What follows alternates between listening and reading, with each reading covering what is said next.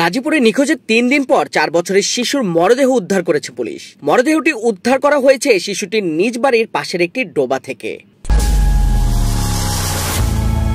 দর্শক, আজকে আবার আপনাদের সামনে হাজির হয়েছি একটি হৃদয় বিদারক ঘটনা নিয়ে। গাজীপুরের শ্রীপুরে নিখোঁজের ৩ দিন পর নিহত আনাসের মরদেহ উদ্ধার। আসলে আনাসের সাথে কি ঘটেছিল সেটি আমরা জানবো মারুফ হায়দার ভাইয়া থেকে, এবং আপনাদের সাথে রয়েছে আমি স্নিগ্ধা আখি। জি মারুফ হায়দার ভাইয়া, ধন্যবাদ আপনাকে এবং আপনার মাধ্যমে নতুন সময়ের সকল অডিয়েন্সকে। আমরা আসলে সমসাময়িক বিষয় নিয়ে আলোচনা করে থাকি।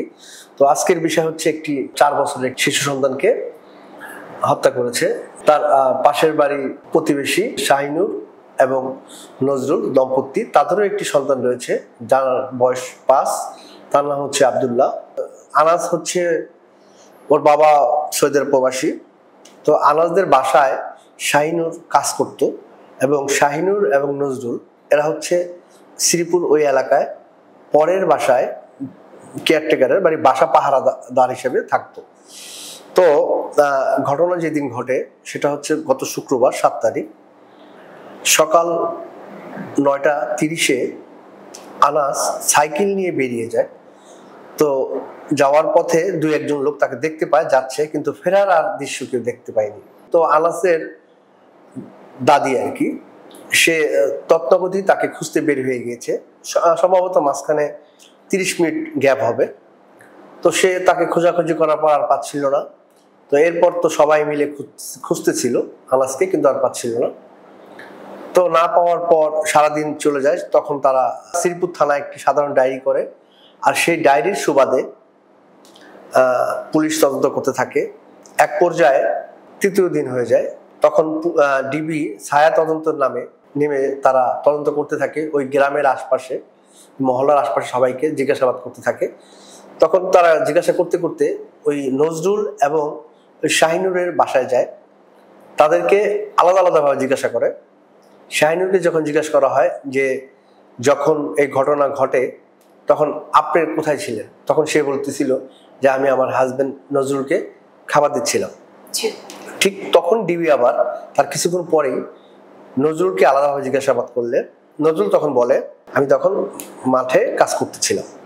তো তাদের এই কথাবার্তায় বা তাদের এই জড়তায় অমিল পেয়ে তারা সন্দেহ পোষণ করে। এরপর তারা তাদেরকে জিজ্ঞাসাবাদ করার জন্য ডিবির হেফাজতে নিয়ে যায়। তখন রাতভর তাকে জিজ্ঞাসাবাদ করতে থাকে। এক পর্যায়ে জিজ্ঞাসাবাদ করলে তখন তারা জানায় যে এই ঘটনার সাথে তারা জড়িত। তখন তাদেরকে জিজ্ঞাসা করা হয় যে ছেলেটা কোথায় এখন। তখন বলে তাকে আমরা হত্যা করে আমাদের পাশে একটি সেফটি ট্যাঙ্কি আছে, সেখানে প্লাস্টিকের বস্তা করে রেখে দিয়ে এসেছি। তখন ডিবি যখন ফোন দেয়, শ্রীপুর এলাকার লোকজন সেফটি ট্যাঙ্কি পানিকে নিষ্কাশন করতেছিল এবং মরদেহ খুঁজতেছিল। তখনই আবার তারা আবার আরেকবার যখন জিজ্ঞাসাবাদ করে তখন তারা বলে যে ওখান থেকে আমরা যেহেতু দুর্গন্ধ ছড়াতে পারে বাড়ির কাছে আশেপাশে, যেহেতু সেফটি ট্যাঙ্কি থেকে তারা সরিয়ে পাশে একটি বিলের ডোবার মধ্যে রেখে এসছে। ওখানে ট্রাক্টরের কাজ চলতেছে, ওখানে তারা রেখে আসছে। তখন বলা হয় যে লাশটাকে দেখাতে হবে। তখন আসলে ওই নজরুল, যে আসামি নজরুল, সে একটু নার্ভাস ফিল হয়, সে সব বলে দেয়। আর যে আসামি শাহিনুর, সে একটু শক্ত প্রকৃতি থাকে, সে সহজে মুখ খুলে না। মানে পুলিশের বক্তব্য আর কি যা যাচ্ছিল, তখন আর কি ওই নজরুল বলে যে আমাকে নিয়ে চলেন, আমি দেখাই দিব। তখন তারা ওই ডোবা বিলের মাঝখান থেকে লাশটিকে দেখাই দেয় এবং পুলিশ মরদেহটিকে উদ্ধার করে শহীদ তাজউদ্দিন মেডিকেলে প্রেরণ করে ময়নাতদন্ত করার জন্য। আচ্ছা, এই যে লাশটি উদ্ধার হলো এবং ময়নাতদন্তের জন্য পাঠানো হলো, আসলে এই যে শিশুটি, এত ছোট বাচ্চাকে কেন তারা হত্যা করেছে, এটার কি কোনো কি কারণ সেটা কি জানিয়েছে এখন পর্যন্ত? তো প্রাথমিকভাবে তারা কয়েকটা তথ্য পেয়েছে। তো এর মধ্যে হচ্ছে শিশু আনাস ও ওই আসামিদের একটি সন্তান রয়েছে, তার নাম আব্দুল্লাহ। তো তারা দুজন একসাথে দীর্ঘদিন খেলাধুলা করতো।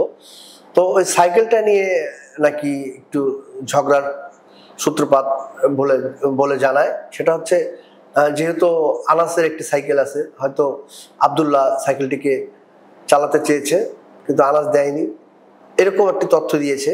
এখনো সঠিক তথ্য বলে হ্যাঁ হ্যাঁ, এখনো মূল তথ্য পাওয়া যায়নি।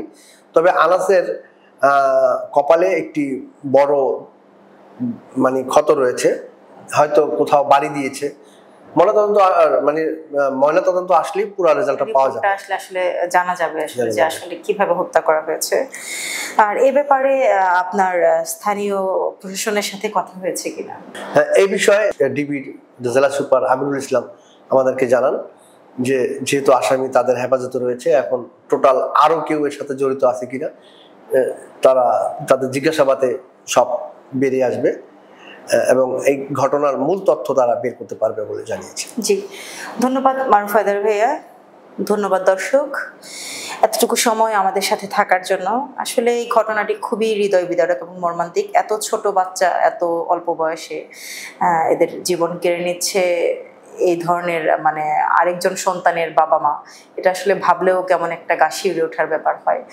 তো যাই হোক, তো পরবর্তীতে এই ঘটনার কি কারণে বাচ্চাটিকে হত্যা করা হয়েছে বাকি বিস্তারিত আমরা জেনে আপনাদেরকে আবার জানাবো। ততদিন পর্যন্ত ভালো থাকুন, সুস্থ থাকুন। ধন্যবাদ।